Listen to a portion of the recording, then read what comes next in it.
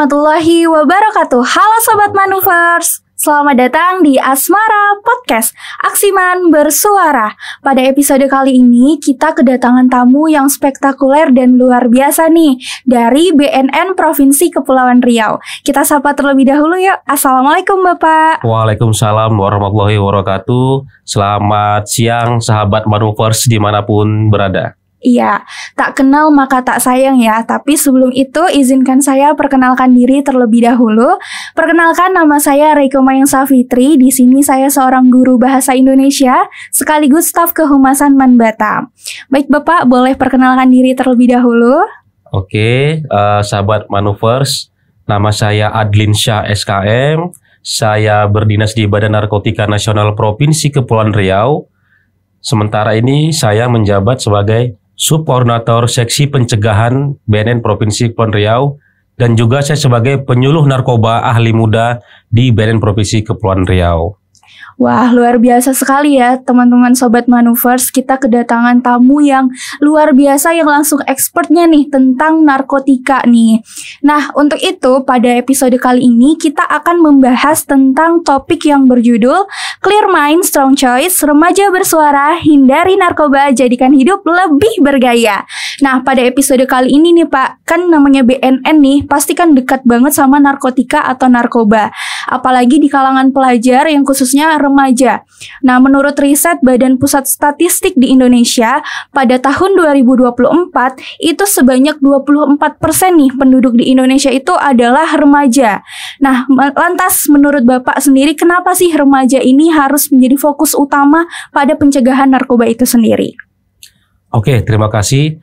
Kenapa remaja? Itu pertanyaan tentu ya. Betul. Kenapa remaja? Nah, memang di Indonesia sekarang negara kita ini sedang menggalakkan mari wujudkan generasi emas anti narkoba. Mari wujudkan generasi emas di tahun 2045. Nah, kenapa sih harus generasi emas? Kenapa sih harus remaja yang sekarang ini? Nah, kalau kita lihat di tahun 2045 itu merupakan ulang tahun Indonesia yang ke-100. Iya, betul. Nah, berarti ada berapa tahun lagi kira-kira itu dari sampai sekarang menuju ke 2045. Nah, kalau kita lihat Ibu, berarti di tahun 2045 nanti kira-kira yang menjadi pemimpin bangsa ini kira-kira nanti di kategori mana pada saat sekarang? Di kategori remaja ya tentunya. Pastinya ya. Nanti remaja pada saat sekarang ini nanti di tahun 2045 nanti pasti menjadi pemimpin di bangsa ini. Nah, makanya Indonesia selalu, ayo kita ciptakan generasi remaja sekarang ini menjadi calon pemimpin yang berkualitas. Nah, calon pemimpin yang berkualitas itu pastinya tanpa narkoba tentunya. Nah, menarik nih kalau kita bicara tentang remaja. Nah, di tahun 2030 nanti ini Indonesia akan mendapatkan bonus demografi. Iya, betul. Di mana nanti banyaknya usia produktif di tahun itu. Makanya disebut dengan bonus demografi. Nah, jika remaja sekarang ini sudah terkena narkotika atau narkoba, ini nanti bukan bonus demografi lagi yang jadi, Mbak, tapi bencana demografi. Wow. Nah, ini kita nggak tahu, yang kita tidak mau. Nah, kalau ini terjadi, Indonesia tidak jadi emas, tapi Indonesia cemas yang kita takutkan. Iya, betul. Nah, makanya dari sekarang kita fokus ke remaja. Remaja ini rentan, Bu, karena remaja ini kalau kita lihat dia anak kecil juga bukan. Iya, benar. Orang dewasa juga bukan. Jadi dia di tengah-tengah. Dan kalau kita lihat berdasarkan umur, pasti kalau kita lihat pasti usia manusia ini sekarang kan paling 60-an itu sudah lumayan. Nah, masih remaja, pasti masih umur yang panjang. Betul. Nah, narkoba ini kan bisnis. Narkoba ini kan bisnis. Kalau bicara bisnis, pasti ingin konsumennya tetap berjalan. Ya. Nah, kalau dari remaja sudah pakai narkoba sampai dia dewasa, berarti kan ini usahanya jalan terus nih. Iya, betul. Makanya para pengedar, para bandar mencari remaja pengguna baru supaya bisnis mereka tetap berjalan gitu ya. Oke, kemudian nih Pak, kan generasi emas yang digadang-gadang akan menjadi generasi emas nih, itu banyak didominasi oleh Gen Z.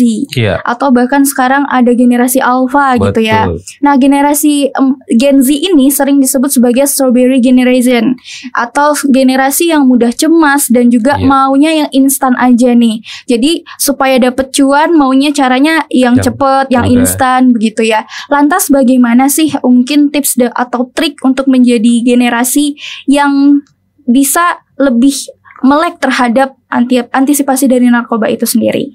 Oke. Kalau kita bicara Gen Z, ini kan berbeda ya dengan generasi milenial atau zaman dulu generasi kolonial ya. Iya, Mungkin betul. berbeda. Bahkan kalau dulu guru ngomong sudah langsung didengarkan, udah Iya, benar. selesai. Nah, kalau sekarang kita bicara narkoba ini, mungkin tidak seperti dulu yang mungkin sifatnya hanya monoton. Hanya sosialisasi, mendengarkan dan lain sebagainya itu sudah cukup. Nah, kalau sekarang, Gen Z ini pasti ingin sesuatu yang lebih menarik, Betul. yang lebih mereka sukai. Jadi dari kami, dari BNS, strategi pencegahan itu salah satunya adalah dengan melalui media-media. Contoh, misalnya kita mengadakan lomba pembuatan film tentang Pencegahan narkoba. Ya. Nah, pasti Gen Z ini suka nih yang begini-begini nih, berbau film atau lomba. Nah, tanpa mereka sadari, ingin membuat film kan harusnya belajar dulu tuh. Benar. Bagaimana narkoba. Tanpa mereka sadari, mereka mau tidak mau kan sebenarnya belajar. Iya, Tapi belajar sambil mereka mengekspresikan diri. Iya, betul. Nah, jadi itu yang kita maksud, tidak lagi hanya monoton, kita hanya penyuluhan yang sifatnya satu arah. Nah, kita lebih bervariatif dengan berbagai macam kegiatan-kegiatan yang sifatnya mungkin infografis. Teman-teman lebih suka berkarya, membuat suatu karya tentang pencegahan narkoba. Nah, silakan. Jadi memang strategi pencegahan narkoba ini dinamis, tergantung nanti sasarannya apa nih. Kalau sasarannya Gen Z pasti lebih banyak melibatkan mereka yang lebih aktif daripada band itu sendiri. Oke, baik. Kemudian kalau kita berbicara tentang Gen Z nih ya Pak ya. Nah, Gen Z atau si generasi yang remaja-remaja ini itu kadang masih susah membedakan sebenarnya narkoba itu apa sih. Mungkin mereka banyak ya berdasarkan sosialisasi yang sudah dilakukan gitu kan. Narkoba itu berarti narkotika, psikotropika, dan juga obat terlarang. Tapi untuk jenis-jenisnya sendiri mereka masih sangat abu-abu. Mungkin Bapak bisa membantu menjelaskan ke Sobat Manuvers nih, narkoba itu apa, kemudian jenis-jenisnya itu seperti apa yang biasa ditemui, begitu. Oke, narkoba itu sebenarnya kan singkatan. Jadi biar teman-teman Manuvers tahu bahwa narkoba itu sebenarnya singkatan dari narkotika, psikotropika, dan bahan adiktif lainnya. Nah, ini dari segi singkatan. Nah, kalau dari segi definisi, narkoba ini adalah zat atau obat, baik alami maupun sintetis, yang kalau kita gunakan dapat merubah perilaku seseorang dan dapat menimbulkan ketergantungan atau bahasanya kecanduan, adiksi. Nah, inilah yang sering dikatakan mengapa narkoba ini berbahaya kalau disalahgunakan. Dia dapat menyebabkan ketergantungan dan dia dapat merubah perilaku. Artinya gini, gampangnya orang pakai narkoba pasti lama-lama endingnya menjadi orang gila. Jadi kalau nggak meninggal dunia ya pasti jadi orang gila. Nah, ini yang kita nggak mau. Masih muda udah gila. Iya, benar. Nah, kan ini nggak mau nih. Masih muda udah ketergantungan. Dan banyak Sobat Manuvers yang nggak paham bahwa ternyata rokok sendiri juga bagian dari narkoba di golongan bahan adiktif lainnya. Jadi banyak orang yang sahabat muda sekarang ini yang sudah ketergantungan rokok. Nah, itu sebenarnya termasuk dari narkoba sebenarnya. Nah, apa sih yang narkoba? Narkoba itu ada banyak, Mbak. Tadi saya bilang ada yang alami maupun yang sintetis. Ya. Alami itu mungkin yang kita pahami, yang sering terjadi, yang sering kita gunakan, yang sering disalahgunakan adalah ganja. Nah, ganja ini kan dari tumbuhan. Betul. Nah, kalau sintetis ini obat-obatan atau yang sejawa urus kimia yang dibuat. Dan ini juga banyak sekali jenisnya. Ratusan jenis. Wow. Nah, bahkan jenis baru itu ada sekitar 60-an lagi, 90-an yang masuk ke Indonesia. Nah, kalau disalahgunakan tuh sebenarnya yang paling sering itu ada 3. Oke. Yang pertama itu ganja, yang kedua sabu, yang ketiga itu ekstasi. Nah, ini yang sering sekali digunakan. Nah, di kalangan anak remaja maupun di masyarakat luas. Nah, jadi sabu, ekstasi, ganja ini yang paling sering. Nah, membedakannya nih, ganja, sabu, ekstasi mungkin Sobat Manuvers mungkin sudah pada tahu ya, kalau sudah lihat di internet, mungkin kalau Gen Z ini langsung searching di handphone mungkin udah terlihat gitu terlihat ya, apa saja perbedaan. Apa saja, ganja itu apa, bagaimana bentuknya, ekstasi itu apa, dan misalnya sabu itu apa. Contoh saya katakan, misalnya kita lihat ekstasi. Banyak ini, saya kemarin pernah jumpa kasus ada anak sekolah yang ngakunya ke orang tuanya dia mau les belajar kelompok di tempat temennya. Ternyata anak sekolah ini lagi kumpul di tempat hiburan malam karena merayakan ulang tahun kawannya. Nah, waktu itu kebetulan BNN sedang razia, ternyata mereka juga menggunakan ekstasi. Nah, akhirnya kita amankan nih anak-anak, dan akhirnya kita panggil orang tuanya. Nah, untuk kita tanya lebih dalam. Nah, ternyata orang tua ternyata ini ngelapornya bahwa mau tugas kelompok nih, tugas belajar. Ternyata dia dengan temannya lagi pesta miras. Pesta. Gitu. Nah, ini yang gawat, sahabat Manuvers. Ekstasi ini, ataupun ya kita katakan ekstasi ya, itu kan pilnya tidak bisa kita bedakan dengan pil yang dari dokter. Betul. Nggak bisa kita bedakan. Jadi pilnya itu ya benar-benar mirip. Misalnya nih, kita tangkap hari ini pilnya warna merah, ternyata besok dibuat warna biru. Gitu ya. Nah, misalnya nih kita tangkap kapsul, ternyata dia nanti buatnya tablet dan lain sebagainya. Jadi sahabat Manuvers, karena ada narkoba terbuat dari sintetis, artinya buatan manusia, ini pasti berubah-ubah bentuknya. Nah, bagaimana cara membedakannya? Intinya saya sampaikan ke sahabat Manuvers, jangan sembarangan atau jangan mau terima obat-obatan atau apapun itu yang kita nggak tahu itu apa, meskipun dari teman sendiri. Jadi jangan mudah menerima, oh ini ada obat nih, kalau pakai ini jadi pintar, jadi ganteng gitu kan. Nah, itu jangan terima, apalagi kita nggak tahu nih obatnya apa. Benar-benar. Nah, cukup katakan bahwa kita hanya menerima obat dari dokter. Nah, itu mungkin lebih bagus. Sehingga nanti saya ingin harapannya di Manuvers ini ketahanan diri anti narkobanya itu tinggi. Jadi nggak mudah dipengaruhi oleh orang. Nah, gitu. Baik Pak, kemudian ini kan kalau kita berbicara narkoba, sebetulnya ada nggak sih dampak positif dari narkoba sendiri? Dalam arti kata, ada beberapa artikel yang mengatakan sebetulnya narkoba itu yang salah adalah penyalahgunaannya, begitu ya. Nah, untuk penjelasan langsung dari Bapak tuh seperti apa nih terkait penyalahgunaan, dan juga ada penyalahgunaan yang baiknya atau tidaknya, begitu? Makanya dari tadi saya menyampaikan bahwa penyalahgunaan. Betul. Berarti kan narkoba itu salah kalau disalahgunakan. Betul ya. Nah, narkotika itu definisinya adalah zat atau obat tadi, baik sintetis, mau alami maupun sintetis, yang kalau digunakan dapat mengurangi sampai menghilangkan rasa nyeri dan dapat menimbulkan ketergantungan. Tetap narkoba ini semuanya ujungnya pasti menimbulkan kecanduan, ketergantungan. Nah, penyalahgunaan narkoba, berarti kan narkoba ini yang salah adalah penyalahgunaannya. Betul. Nah, coba saya sampaikan begini. Misalnya orang yang ngelem boleh nggak sih ngelem? Nggak boleh dong. Nah, kalau kita ngelem sepatu boleh nggak? Boleh. Boleh. Ya. Itu boleh kalau saya misalnya lem untuk ngelem sepatu. Tapi kalau hirup lem boleh tidak? Tentu tidak boleh. Nah, itu namanya penyalahgunaan, kan itu jadi sebenarnya. Nah, narkoba ini boleh digunakan untuk dua hal. Yang pertama untuk kepentingan medis. Yang kedua untuk pengembangan ilmu pengetahuan. Misalnya para ahli-ahli profesor yang ingin menguji narkoba itu dia boleh mengujinya.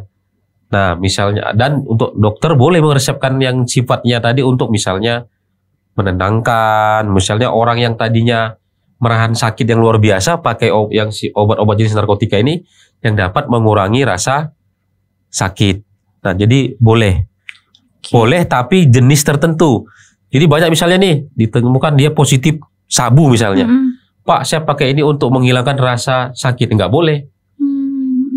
Jadi intinya kalau kita perhatikan peredaran gelap, berarti juga ada peredaran terang.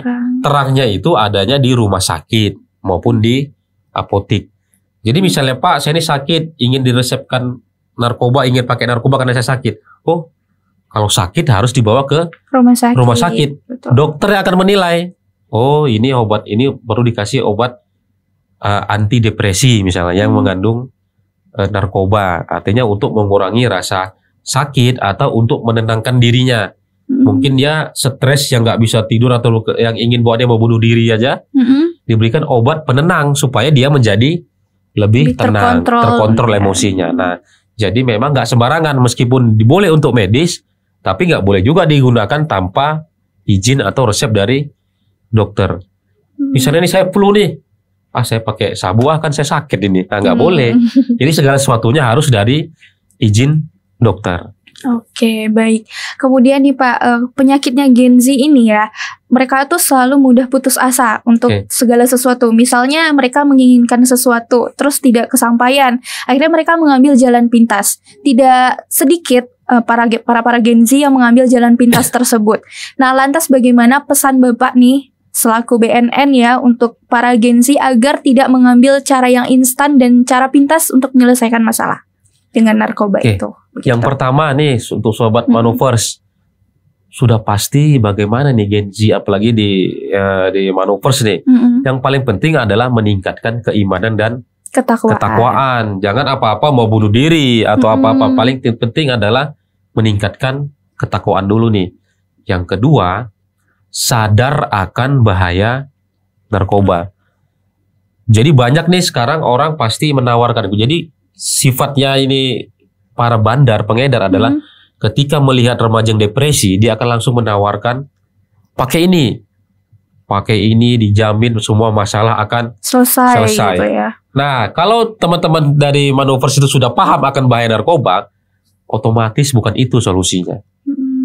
Nah, jadi teman-teman Manuvers jika yang mudah galau deh, yang pertama meningkatkan keimanan dan ketakwaan terhadap Tuhan Yang Maha Esa. Yang kedua, pahami tentang narkoba itu sendiri.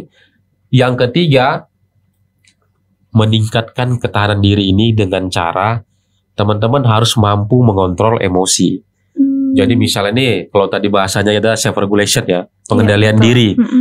Misalnya ada masalah, ya mungkin healing jawabannya, mungkin butuh refreshing. Iya, betul. Atau lagi marah-marah nih, kita stres lagi marah-marah, mungkin wudhu jawabannya. Iya, betul. Berwudhu dulu, sholat dulu supaya lebih tenang. Nah, jadi banyak masalah. Oh, lagi stres ya. Mungkin nonton film dulu, kita nonton dulu di film yang intinya mengalihkan permasalahan itu supaya diri kita lebih tenang. Nah, ini memang Gen Z ini memang mudah sekali terpengaruh karena memang dunianya sekarang seperti ini ya. Ya, apalagi teknologi semakin berkembang. Teknologi ini kan di samping banyak manfaatnya ternyata juga ada juga. Betul. Dari sisi negatifnya. Seperti pisau bermata dua begitu ya. Seperti pisau bermata dua. Jadi Sobat Manuvers, saya berharap mari kita tingkatkan ketahanan diri anti narkoba kita. Jadi orang kalau mau menggoda kita itu nggak mudah. Oh, ini anak man nih.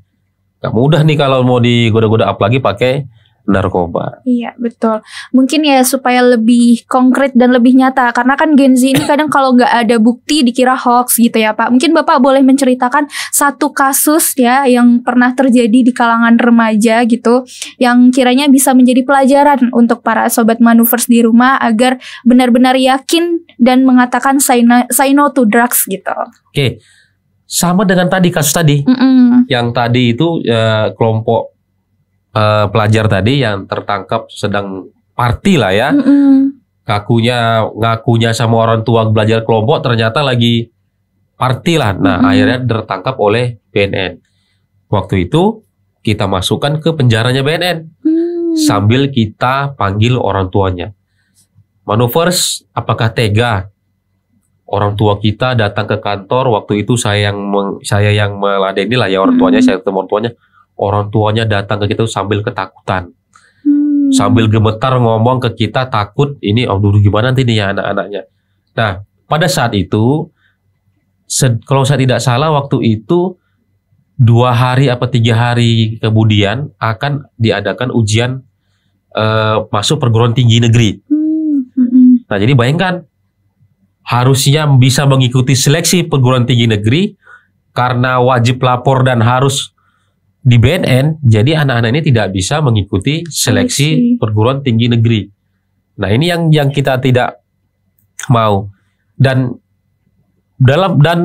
ini informasi juga nih, adik-adik Sobat Manuvers, ini mungkin saya buka aja di sini ya, bahwa di Provinsi Kepri pernah kami dapatkan kasus, bahkan ini belum sampai setahun, mungkin masih 6 bulan yang lalu, kasus bahwa ada anak sekolah bukan lagi sebagai pecandu, bukan sebagai pecandu, tertangkap sebagai pengedar narkoba. Wow. Bayangkan anak sekolah sekarang sudah jualan narkoba. Kalau kita sangka selama ini adalah mereka adalah target sebagai pecandu, ternyata mereka sudah sampai yang ke penjual. Nah, ini sudah kita temukan di Provinsi Kepulauan Riau ini. Dan saya dengar anak ini sekarang sudah divonis dan hukumannya kalau saya tidak salah 7 tahun penjara. Nah, ini kalau sudah 7 tahun pasti cita-cita yang mau kita bentuk ini udah berantakan. Nih, nah, jadi jangan coba-coba terlibat baik itu sebagai pecandu maupun sebagai pengedar. Jangan coba-coba Yura, tidak kuat kita. Iya, betul. Apalagi kan Gen Z ini maunya nyoba 1 dulu ya, nanti ketagihan 2, 3, 4, 5 dan seterusnya. Apalagi gitu misalnya kawannya makai, kalau kita nggak makai kita dianggap tidak keren gitu ya. Iya, betul. Nah. Apalagi biasanya cowok-cowok ya kan Pak, kalau melihat temennya nggak ngerokok, kita kok nggak ngerokok gitu ya. Ya, nggak ngerokok, bencong lu katanya. Nah, gitu. Oke. Sampaikan ke teman-teman. Kami melihat di mana-mana ternyata para bencong malah merokok. Waduh. Jadi nggak benar itu hanya iklan, hanya mengatakan kalau nggak ngerokok bencong, ternyata bencong juga merokok. Iya, jadi teman-teman jangan terhasut. Nah, gitu. Betul. Mungkin terakhir ya Pak, ada pesan-pesan khusus untuk para Sobat Manuvers di rumah atau Gen Z lainnya untuk meningkatkan produktivitas nih, atau cara healing yang tepat. Jadi healingnya bukan ke barelang untuk bundir gitu kan, tapi untuk apa yang positif gitu. Oke, ini pesan untuk Sobat Manuvers ya dimanapun berada. Intinya saya yakin pasti adik-adik, teman-teman pernah atau mengalami yang namanya stres, atau karena belajar, atau karena mungkin tekanan teman sebaya. Saya berharap adik-adik ketika menemukan suatu masalah buntu ini, ingatlah kedua orang tua. Bagaimana orang tua itu dengan susah payah untuk menjadikan kita bisa bersekolah, untuk memenuhi segala kebutuhan kita. Jadi ingatlah bahwa sedetik kamu lupakan pelajaranmu, bagaikan satu tetes keringat orang tua yang kamu peras. Jadi ketika kita ada masalah dan itu rasa berat, mungkin pejamkan mata kita, bayangkan wajah kedua orang tua kita, bayangkan wajah ibu kita, bagaimana orang tua kita tuh dengan susah payah ingin anaknya itu menjadi orang yang sukses. Nah, yang kedua healing yang bermanfaat adalah mari membuat sebuah aktivitas yang aktivitas ini tidak hanya sifatnya bersenang-senang tapi juga menyehatkan seperti kita ya berolahraga, atau kita bermain di teater, drama, bermain musik yang intinya tidak healing yang malah membuat kita makin hancur. Healing maksudnya ini kan ingin mengatasi masalah tanpa masalah nih. Iya, betul. Tapi kalau healingnya pakai narkoba, tidak menyelesaikan masalah dan menimbulkan masalah baru. Saya berharap Manuvers ini semuanya menjadi orang yang sukses, orang yang sehat, produktif, bahagia, dan tanpa narkoba tentunya. Saya juga berharap di tahun 2045 pemimpin-pemimpin itu nanti banyaknya dari Manuvers yang sedang mendengarkan dan mendengarkan podcast kita ini. Oke, Amin. amin ya rabbal alamin. Nah, itu dia Sobat Manuvers, tadi kita sudah berbincang banyak dengan Pak Adlin dan juga kita sudah mengetahui nih ternyata banyak sekali informasi yang kita dapatkan terkait narkoba itu sendiri. Jadi untuk kalian Sobat Manuvers di rumah, tolong hindari yang namanya narkoba, jadikan masa depanmu menjadi masa depan yang lebih cerah dengan healing yang tepat tentunya, dan katakan say no to drugs, generasi hebat yang tentunya jauh dari narkoba. Baik Sobat Manuvers, sekian dan terima kasih yang sudah menyaksikan episode kali ini. Sampai jumpa di episode berikutnya di Asmara Podcast Aksiman Bersuara. Wassalamualaikum warahmatullahi wabarakatuh. Terima kasih Bapak. Waalaikumsalam warahmatullahi wabarakatuh. Terima kasih Ibu.